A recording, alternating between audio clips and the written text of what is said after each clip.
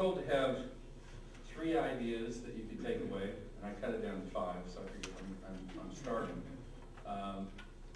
Basically, we, since the 1980s, have undertaken an index of where we stand in terms of consuming the world's resources.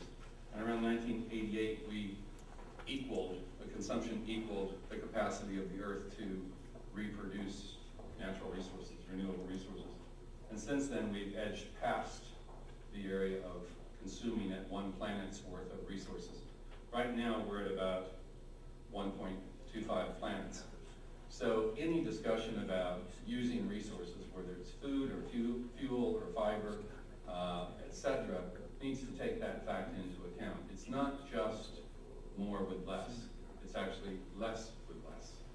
We have to restore parts of the planet as well as figure out how to feed 3 billion more people, consuming twice as much, 70% living in cities by 2050. Agriculture is the single largest environmental impact that humans have on the planet.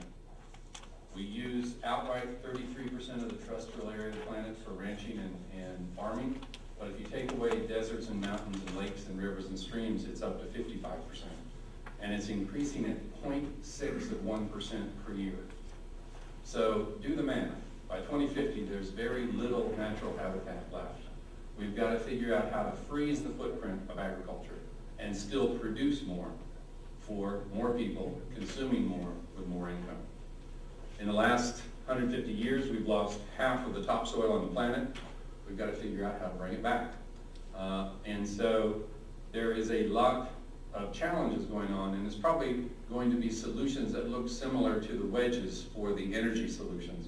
We're going to have to use 3 or 4 or 5 different wedges to achieve what we need from the point of view of agriculture and ranching. It's going to be genetics, better practices, rehabilitating degraded land, consuming less, distributing more, reducing waste, all those different things. This, incidentally, is prior to biofuels. None of this data includes what has happened since the advent of biofuels, which still is pretty much a blip on the screen in terms of total land use. I think I've already talked mostly about this. I was told 7 minutes, so I'm trying to get through this pretty fast. Issue 2, we've got to figure out where to draw the line about what's acceptable and what's not. And by that, I mean producing anything has impacts. Which ones are acceptable? At what level? For how long? Those are the harder lines that we've got to figure out how to draw. Let me just give you some examples. So with regard to energy productivity,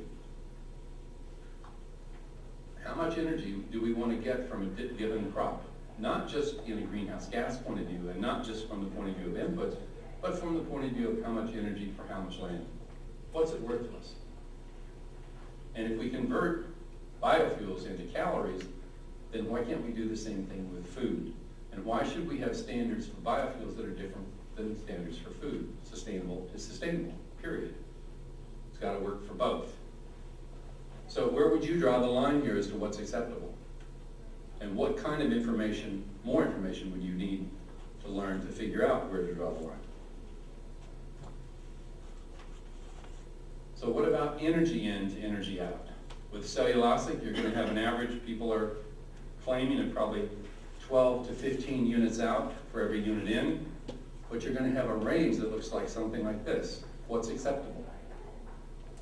Different throughputs are going to have different impacts. Different processing plants are going to have different outputs. The same with sugarcane ethanol. You've got an average of 7 to 8 energy units out for one in, but the range is huge. And for corn, it's the same thing. There are probably acceptable agricultural throughputs using almost any commodity if they're produced with the best practices on the best land in the best way.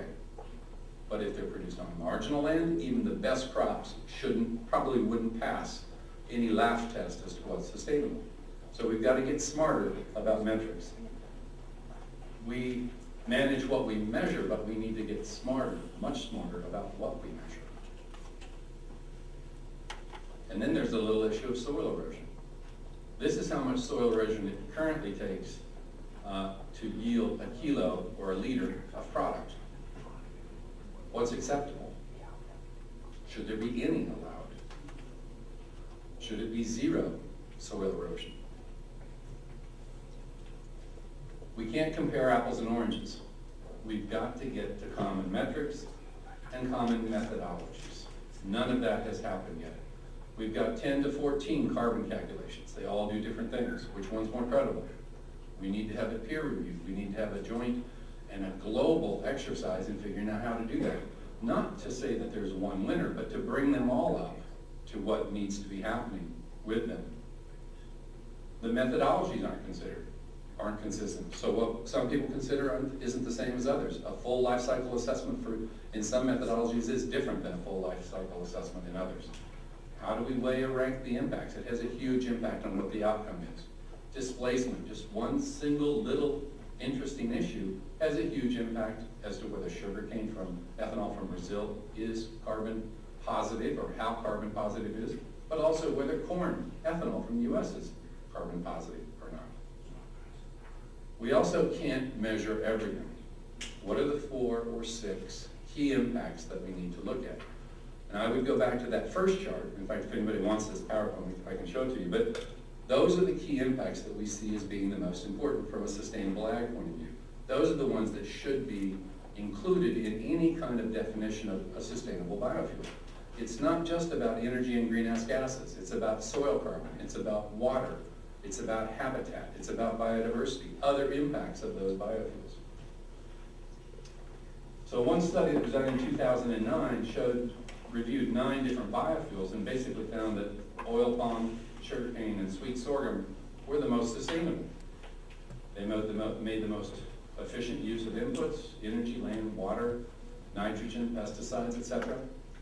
They had, if produced right, they can be produced with little or no habitat conversion, and they have a substantial reduction in greenhouse gases when compared to fossil fuels. Very few studies like this exist that are credible. And this is exactly the kind of thing that we need to do more and more of. We shouldn't pick the winner from the point of view of a commodity. We should pick the result and hold every entrant to that level of performance. Pick a result and let people find 1,000 ways to achieve it. Pick the impact that you want on the ground and let different producers use different means, different crops to get there. This is everybody's dream. This is the future of ethanol if you talk to people, although now many are wavering saying, well, it's not actually the second generation that's important, it's the third generation. It's the test tube babies and the bats that are going to be the real ones that come out. Cellulosic ethanol, the takeaway. It's always cheaper to cut than it is to plant. What do I mean by that?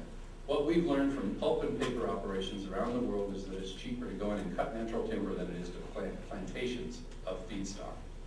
There's no reason to assume it's going to be any different with cellulosic. Although there are companies, and I would say some of the companies in Finland and Sweden are probably going to do it right. But the knockoff companies in Indonesia and other parts of the world are probably not. So what's at stake here? Places like the Congo Basin, where there's a whole lot of biomass, a fair amount of infrastructure that would allow you to get it out, and it's just sitting there for the taking. It's cheaper to cut this biomass and process it, particularly if we use heat methods of conversion, because you don't need to break it down biologically. You could put it all through a single process. So any area of high biomass, the Amazon, parts of Southeast Asia, the Congo Basin, those are places we need to be worried about with cellulosic. But cellulosic is a great way to recycle waste, urban waste. Not just garbage, but also trimmings and trees and other kinds of things.